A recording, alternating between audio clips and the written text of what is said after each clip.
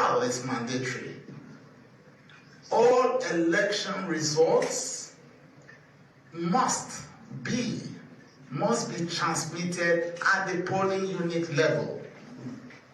And that is the basis, is those results from the over 176,000 units that we can use through the process of collation. So if you have not transmitted those results, it means that you have actually not conducted the election under the very law that we all applauded. So the right thing to do is for the INEC chairman to truly go forward and cancel the elections. I hereby adopt the submission of my brother, Governor Ifeanyi Okowa, Vice Presidential Candidate of the PDP.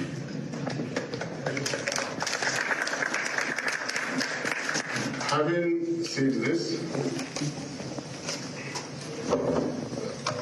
our national chairman have spoken. Before then, our agents had done their bit. They made us proud by holding INEC chairman to a promise that the results will be reviewed, but sadly, after declaration of results.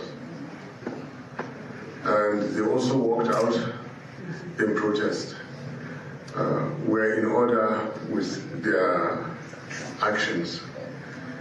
I would like to say that after some time tomorrow, we should expect another more elaborate press briefing by our respective principals, who are very much in touch with us and on the same page with us regarding this press briefing. Fellow Nigerians, let me draw our attention to some fundamental definitions. Democracy does not merely mean that you have 3 arms of government. That is not democracy. The executive must be truly elected. If the government is not truly, genuinely elected, you do have a constitutional problem. Now, we are witnessing the fact that the next government is going to be built on outright illegality. This illegality has been so eloquently presented by my brother Governor Okowa. The sections have been clearly spelled out. Attention of the whole world has been drawn to this. What INEC has accelerated itself to doing is to put itself in a trance to promote illegality and thereafter call for the courts to resolve the illegality that they have worked on. Nowhere in the world where there is respect for rule of law do people easily and hurriedly tell others.